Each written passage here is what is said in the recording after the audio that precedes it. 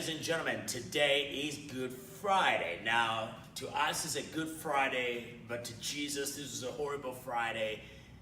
On this Friday, 2,000 years ago, Jesus died on the cross. Now, the cross is not only a symbol of Christianity, but it's what it stands for. For us, the cross is meaningful for the message it delivers, because the Bible says in 1 Corinthians 1:18 that the message of the cross is foolishness to those who are perishing, but unto us it is the power of God. So talking about the message of the cross, there are about 4 points of pain that Jesus went through going to the cross that I want to talk to you about. Now, also at the end of this little talk, I want to show you what did Jesus actually die of while he was on the cross. Here we go. I want to read from Isaiah 53 and verse 5.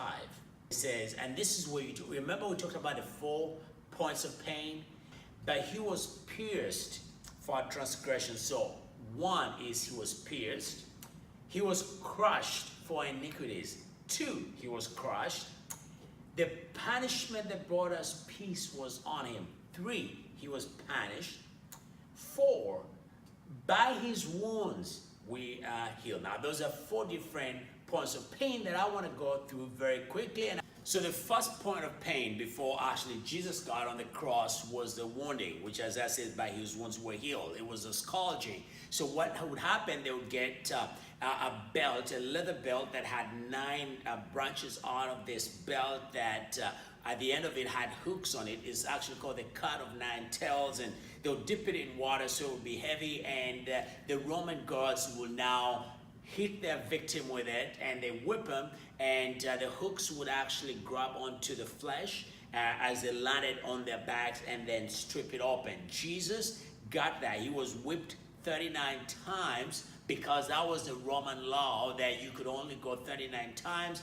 After 39, the victim would die, and then there would be no point of putting them on the cross. So the maximum allowed by law was 39 whips, and Jesus got the maximum number of whips, and the Bible says, by his wounds on his back, we are healed. Number 2, after the whipping was the punishment. And Isaiah says that the punishment that brought us peace was on him. So after Jesus got whipped, the second step was they took him up and they began to mock him. And one of the guards began to weave together a crown of thorns because they said he is the king. And so they put the crown of thorns on his head, but he didn't have a strap to keep it tight on his head. So they would use the needles of these big giant thorns and plug those into his skull and pin them right in his skull so it won't fall off, and that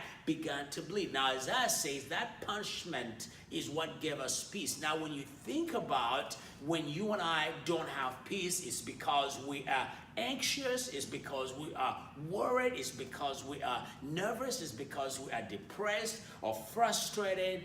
All this, it takes a toll on our mental capacity and abilities, and anytime we have so much going on in our mind, we lack that peace because we are just bombarded by so many things. And the Bible says that Jesus was punished for your peace. In other words, because of that crown of thorns on his head, you and I have a right to God's peace, perfect peace, if we keep our mind on Jesus, not on our circumstances. And number 3, it says he was pierced for our transgressions. When Jesus hung on the cross, they drove nails through his hands and through his feet. That's the piercing he's talking about.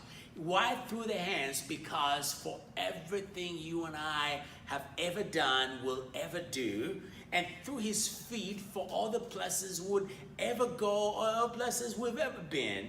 Because when we sin by our hands, by the places we have gone. And that's why he says he was pierced for our transgressions. So because of that piercing, Jesus provided forgiveness for you and I, that when he forgives, he forgets. And because he forgave, that's why we forgive. So number 4, that he was crushed for our iniquities. Now, part of the process while on the cross, they would take the spear and pierce the side of anybody that was on the cross, just to, just pierce the heart, stop the pain, say, hey, you've had enough. 6 hours, you've been on the cross, 8 hours, we need to bring you down.